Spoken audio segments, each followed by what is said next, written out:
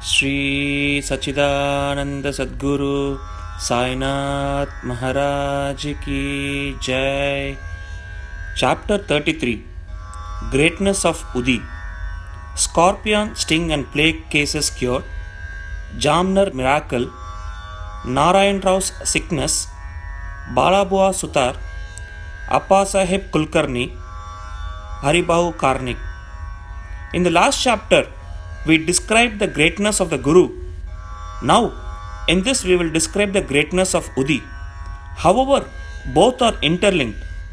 The greatness of Udi is due to the spiritual grandeur of Baba. Preliminary. Let us now bow before the great saints. Their merciful glances will destroy mountains of sins and do away with all the blemishes of our character. Their talk gives us good teaching and confers on us invaluable happiness. Their minds do not know any difference such as this is ours and that is yours. Such differentiation never arises in their minds. Their obligations will never be repaid by us in this birth as well as in many future births. Udi. It is well known that Baba took dakshina from all, and out of the amount thus collected, he spent on charity and purchased fuel. This fuel he put in the dhuni, the sacred fire, which he kept ever burning. The ash from this fire was called Udi, and it was freely distributed to the devotees at the time of their departure from Shirdi. What did Baba teach us by this Udi? Baba taught us by this Udi that all the visible phenomena in the universe are as transient as the ash. Our bodies, composed of matter of the 5 elements, will fall down after all their enjoyments are over and be reduced to ashes. In order to remain the devotees of the fact that their bodies will be reduced to the ashes, Baba distributed Udi to them. Baba also taught by the Udi that the Brahma is the only reality and the universe is epiphermal, and that no one in the world, be a son, father or wife, is really ours. We come here in this world alone and we have to go from here alone. It has been found that the Udi cured many physical and mental maladies, but Baba wanted to repeat into the devotees' ears the principles of discrimination between the unreal and the real. He taught non-attachment for the unreal by his Udi and dakshina. The former Udi taught us discrimination and the latter dakshina taught us non-attachment. Unless we have these two things, it is not possible for us to cross over the sea of mundane existence. So, Baba asked for dakshina, and while the devotees took leave, he gave Udi as prasad, smeared some of it on their foreheads, and placed his boon confirming hand on them. When Baba was in a cheerful mood, he used to sing merrily. One such song was about Udi. The meaning of this song was, "Oh playful Ram, come and bring you with sacks of Udi." Baba used to sing in a very clear and tender notes. So besides the spiritual implication of Udi, it had also its material significance. It conferred health, prosperity, freedom from anxiety and many other worldly gains. So, the Udi has helped us to gain both our ends, material as well as spiritual. We shall now begin with the stories about the Udi. Scorpion sting. Narayan Motiram Jani of Nasik was a devotee of Baba. He was serving under another devotee of Baba by name Ramachandra Vaman Modak. Once, he went to Shirdi with his mother and saw Baba. Then Baba himself told her that her son should start independent business. Some days later, this prophecy turned true. Narayan Jani left service and started a boarding house, Anand Ashram, which thrived well. Once, a friend of this Narayan Rao was stung by a scorpion, and the pain caused by it was severe and unbearable. Udi is the most efficacious in such cases. It is to be applied on the point of pain, and so Narendra searched for it but found none. Then he stood before Baba's picture and invoked Baba's aid, chanted Baba's name, and taking out a pinch of the ashes of joss-stick burning in front of Baba's picture and thinking it as Baba's Udi, applied it on the seat of pain and the sting. As soon as he moved his fingers, the pain vanished and both the persons were moved and felt delighted. Bubonic plague case. Once a devotee in Bandra came to know that his daughter, who was staying in another place, was down with bubonic plague. He had no Udi with him, so he sent word to Nana Sahib Chandrokar to send the same. Nana Sahib got this message en route Thana railway station when he was travelling with his wife to Kalyan. He had no Udi with him. He therefore took up some dust from the road, meditated upon Sai Baba, invoked his aid, and applied to it to his wife's forehead. The devotee was very glad to learn that his daughter, who was suffering for 3 days, began to improve from the very moment Nana Sahib invoked Baba's aid near Thana railway station. The Jamner miracle. In the year 1904-1905, Nana Sahib Chandrakar was Mamaldar at Jamner in the Khandesh district, which is more than 100 miles from Shirdi. His daughter Mainatai was pregnant and was due to deliver. Her case was very serious and she was suffering from labor pains for the last 2 or 3 days. Nana Sahib tried all remedies but in vain. He then remembered Baba and invoked his aid. There in Shirdi, one Ram Girbua, whom Baba called Babu Girbua, was leaving for his native place in Khandesh. Baba called him and told him to stop at Jamner on his way home and gave the Udi and Aarti to Nana Sahib.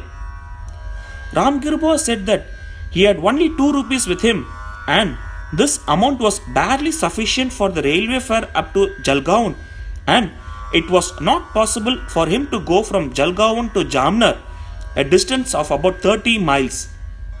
Baba assured him that he need not care as everything would be provided for. Then Baba asked Shama to write a well-known Aarti composed by Madhav Atkar and gave a copy of it with Udi to Ram Girbua to be delivered to Nana Sahib. Then, relying on Baba's words, Ram Girbua left Shirdi and reached Jalgaon at about 2:45 am. He had only 2 annas left with him and he was in a plight. To his great relief, he heard somebody calling out, "Who's Babu Girbua of Shirdi?" He went to him and told him that he was Babu Girbua. Then the person, professing to be sent by Nana Sahib, took him to an excellent tonga with a good pair of horses. They both drove in it. The tonga ran fast and early in the morning they came to a brooklet. The man took the horses for watering them and he asked Ram Girbua to partake of some eatables.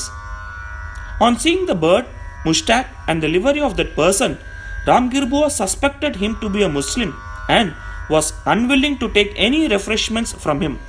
But he satisfied Ram Girbua by saying that he was a Hindu, a Kshatriya of Garwal, and that Nana Sahib had sent these refreshments and there should be no difficulty in its acceptance. Then both of them took the refreshments and started again. They reached Jamner at dawn. Ram Girbua alighted to attend a call of nature and returned within a few minutes, but found that there was no tonga and no driver. He was dumbfounded.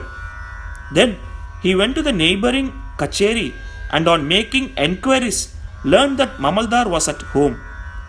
He went to Nana Sahib's house and gave to Nana Sahib Baba's Udi and Aarti. At this time, Mainatai's case was in the most serious condition and all were in deep anxiety about her. Nana Sahib called out his wife and asked her to give the Udi mixed with water to their daughter to drink. He thought that Baba's help was most opportune.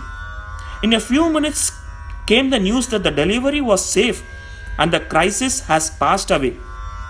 When Ramgirboa thanked Nana Sahib for the pune, tonga and the refreshments, the latter was greatly surprised as he had sent none to the station and was not aware of any person coming from Shirdi.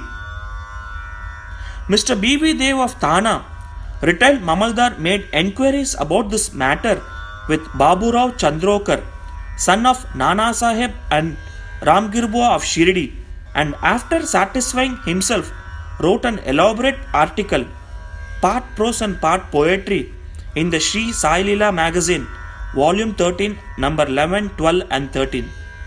B.V. Narasimha Swami has also taken down the statements of Mainathai, Babu Sahab Chandrokar and Rami Girboa dated 1st June 1936, 16th September 1936 and 1st December 1936 respectively, and published them in his Devotees' Experiences Part 3. The following is quoted from Ram Girboa's statement. One day, Baba called me to him and gave me a packet of Udi and a copy of Baba's Aarti. I had to go to Khandesh. At this time, Baba directed me to go to Jamner and told me to deliver the Aarti and Udi to Nana Sahib Chandrokar at Jamner. I said to Baba that all I had was ₹2 and asked him how that could take me by train from Kopargaon to Jalagan and next from Jalagan to Jamner. Baba said, God will give. That was a Friday and I started at once. I reached Manmad at 7:30 p.m. and Jalgaon at 2:45 a.m. At that time, plague regulations were in force and I had much trouble. I was to discover what I should do to get to Jamner. At about 3 a.m., a pune in boots, turban and equipped with other details of good dress came to me and took me to a tonga and drove me on. On the way at Bhagur, I took refreshments. We reached Jamner early in the morning and by the time I attended Call of Nature, the tonga and its driver had disappeared. Page 83. Narayan Rao. Bhakta Narayan Rao had the good fortune to see Baba twice during the latter's lifetime.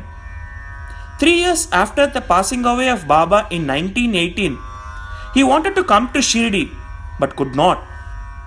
Within a year of Baba's Mahasamadhi, he fell sick and suffered much. All possible remedies gave him no relief. So, he meditated on Baba day and night. One night, he had a vision.